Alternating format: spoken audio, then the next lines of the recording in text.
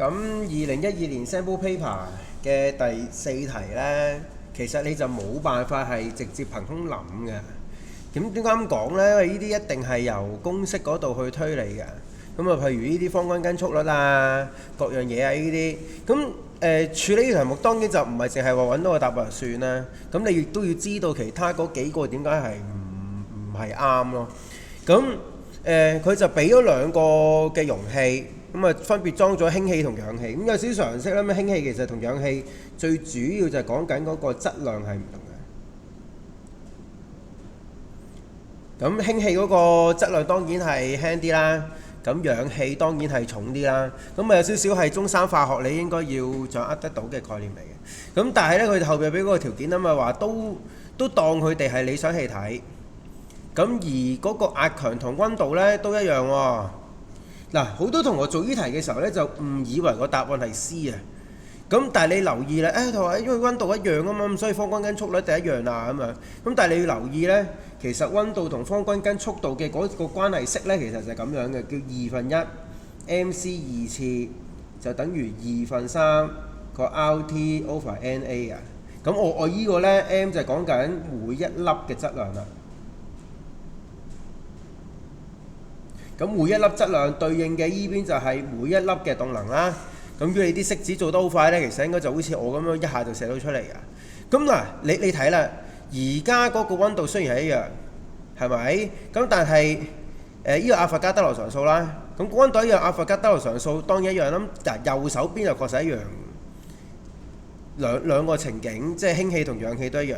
咁但係問題就係個方均根速率嗱，如果我將個 M 擺埋過去嘅時候咧，你就會知道個方均根速率除咗個溫度之外呢，其實亦都取決於每一粒氣體分子嗰個嘅分子質量。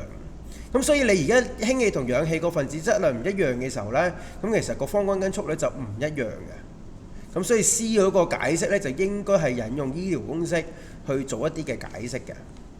好啦，咁A 就反而比較簡單啦。咁既然嗱，因為我哋都會借助第二條式去分析體積啊，或者係分子數目啊，呢一啲嘅變量。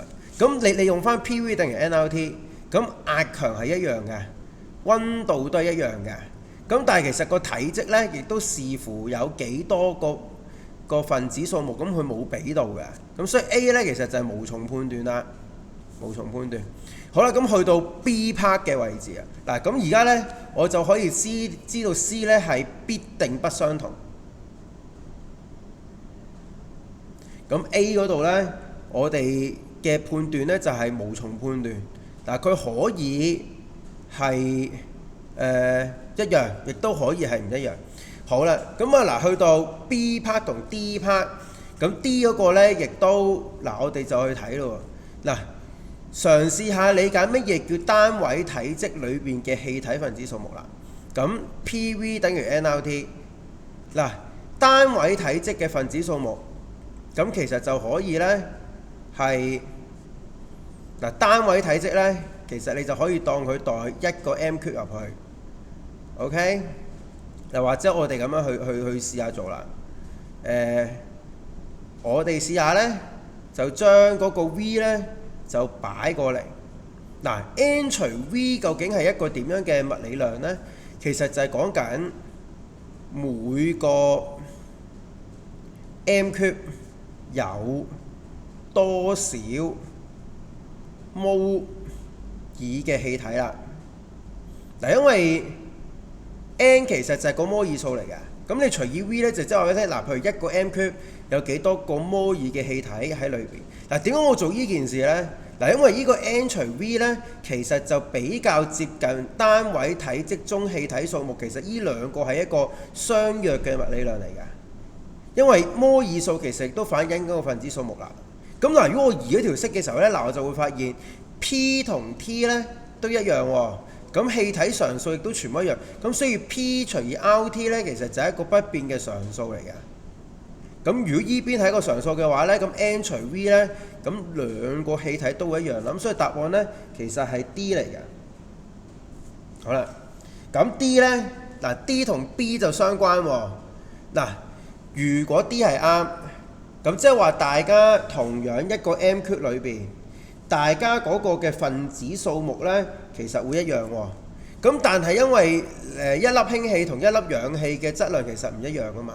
咁如果大家數量一樣嘅時候呢，咁氧氣佔嘅質量當然係多啲啦。咁所以 B 呢，亦都可以係推斷到呢係必定不相同。